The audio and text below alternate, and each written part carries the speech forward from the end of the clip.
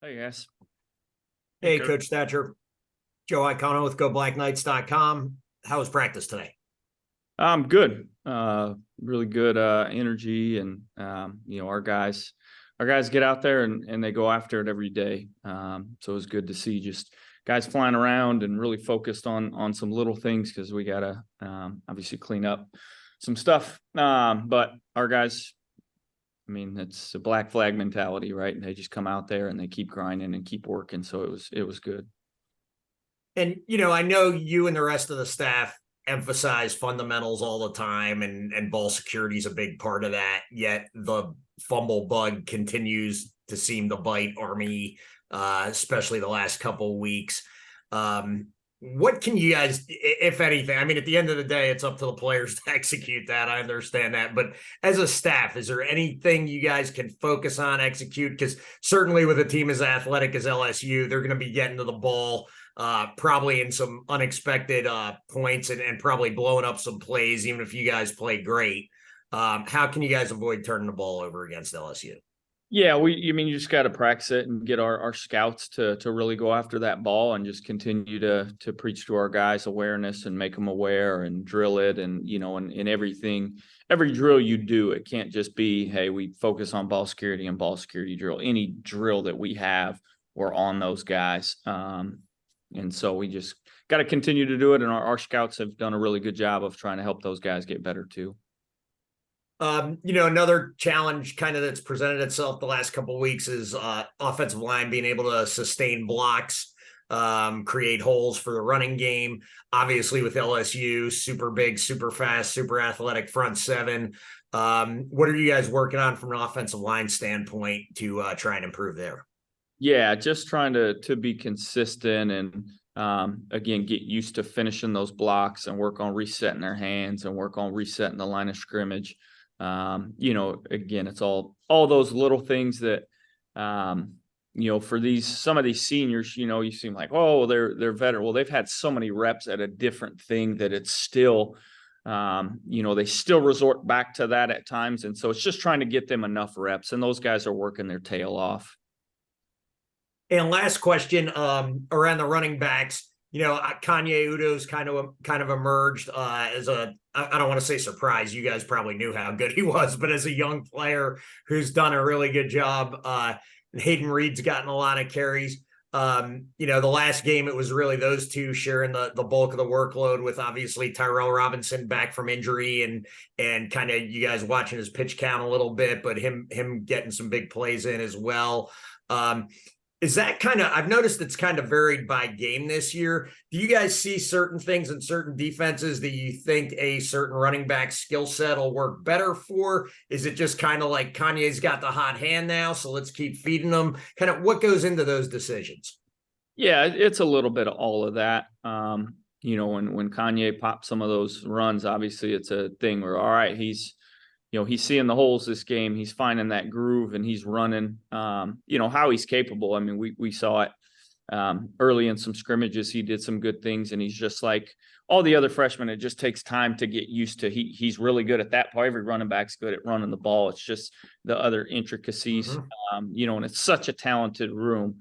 And that's the balancing act of how to get all of them carries, and with limited snaps. So we just try to do the best we can and emphasize of guys executing in practice and taking that to the game.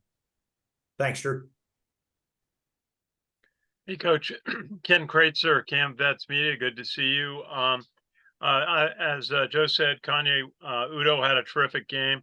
I kind of keep looking at the play at the beginning of the fourth quarter, the 4th and 1, and you had confidence in Kanye to go make that play on the 4th and 1 versus one of your fullbacks. Was it just confidence in Kanye at that point in the game? Yeah, it's he's ran that play and ran it well. Obviously, so has Jacoby. It was just kind of, hey, he's been going, and so that was kind of the thoughts there. And Champ Harris, who just had a chance to talk with, he's grown a lot since we first saw him play during August scrimmages. He had, I keep looking at the 18-yard pass play he had dodged on Marshall in the fourth quarter as a sign of his growth. He said he took a bunch of sacks during the game. What does he have to do to step forward to avoid sacks and work on and be effective on passing plays? Yeah, he's just got to continue to trust his reads and progressions. Some of those were a good play by the D line. Some of them was he held on too long. It's obviously all that stuff goes together. And he just got to continue to grow and learn. And again, we have been harping on those guys to practice at game speed. So when you are called on, that speed isn't so dramatic. Because it is when you get in there and you're playing a really good defense and they're flying around, it's a fast speed. So if you can practice as fast as you possibly can from a mental standpoint, then hopefully you get in there and you trust your reads and you can get it out and, don't have to hold on it for too long. O-line's fighting their butt off. And have you gone against a Coach Kelly team or had observations about his style of play during his career, way the defenses are set up so far? We've obviously studied them, and they're a really good defense. They're super athletic. They got guys all over the place. That's an SEC team, and they're really good, and that's an SEC defense. Thanks, Coach. Hey, Drew. Ken McMillan from The Record. How's it going, Ken? Good, Drew. Sticking on Champ Harris here. What was your overall assessment of how he did, especially being thrown in the way he was?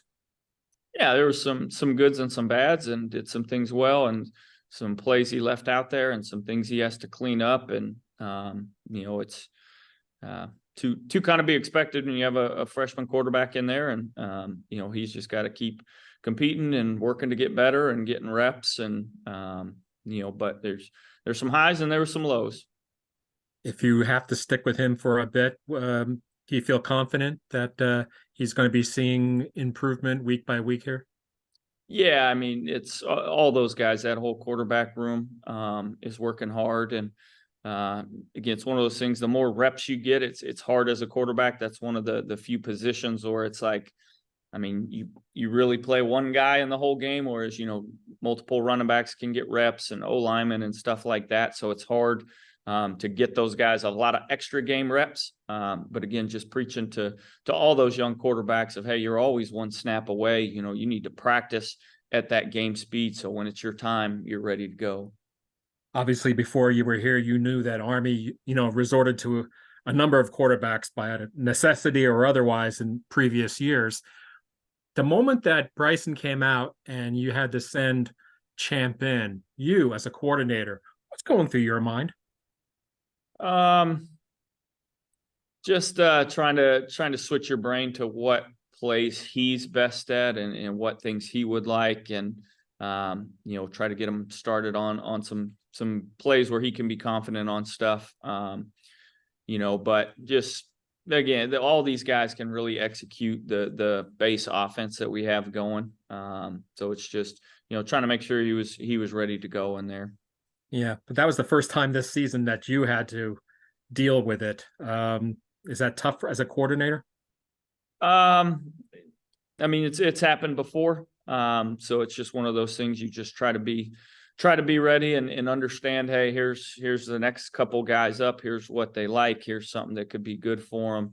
But most of those guys are executing a pretty good chunk of the offense in practice. So it's not like, hey, we can only do one thing, so it is nice to have those guys that are able to go in and at least give you something and not just completely hold back. I know they all have to run the same plays in practice and such, but how different are Bryson and Champ in their games?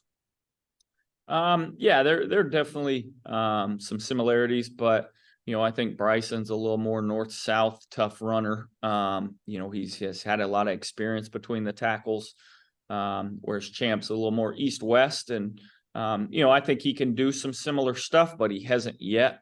And again, just Bryson's taken a lot of hits inside, and he knows how to deal with it. And early in a game with Champ, that's probably not where you want to put him and make him live. So, they're a little different, but, both smart. That whole quarterback room has got some smart kids in it. Did Bryson practice at all Sunday, today? Do you expect him to practice Wednesday, Thursday? I'm not sure. You just leave that up to the training staff, and we get out there, and whatever they tell us, we just follow. Sure. And then lastly, the players were talking about going down to LSU, such a, notable place. You as a coordinator, I don't know how many times you got to go to some famous historic places. What's this like for you to go down there? Aside from having to coach, against these guys, what's it like for you to go? I think it's always fun to go travel and see new places, and obviously, Death Valley is a pretty renowned place to play a game, especially a night game, and that crowd will be rocking and rolling. So I think you appreciate the experience and you enjoy it, but when it's game time, you don't really focus on the surroundings. So it'll be cool to go to that place and experience it. But again, you've got a mindset that it's you're going out there to execute and give them heck out there. A little different from UNK, right? Yeah. Thank you. Coach Jarrett Rosa from Louisiana versus all y'all down here in Baton Rouge. You have a good Louisiana contingent of guys on that roster, including Connor, who we just chatted with.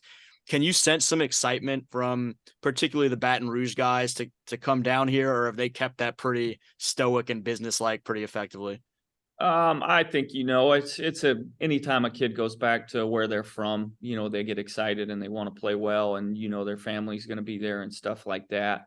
So, I mean, they haven't said anything, but they're always ready to go back home and try to play in those situations. And even going back to high school, Connor was a very intense young athlete and a versatile athlete for Catholic High. And your time with him, what has stood out about him, whether it be personality-wise or what he can do as an offensive lineman and playing multiple positions for you guys up front? Yeah, he's really talented. He's one of the few guys I've been around that can play inside and outside and not really miss a beat. He's so athletic, and he's got a really good football mind. You could draw it on a board and go out there and he'll pick it up, whereas some guys it's going to take more reps. And so that's fun to be around. It's fun to see football minds and see how they process stuff and see how they try to communicate to other guys. So he does a really good job. Do y'all as coaches look at these opportunities playing around the country from a standpoint of, I mean, everyone knows Army. It's not quite the same as establishing a brand like some other colleges, but to be able to play in a place where some other kids might see y'all, up close earlier on in their recruitment or their process, and y'all stay more top of mind. Do y'all think about that at all from a recruiting standpoint? Yeah, I think it helps. I think anytime you can play in, a state with a really good recruiting base, I do think that helps.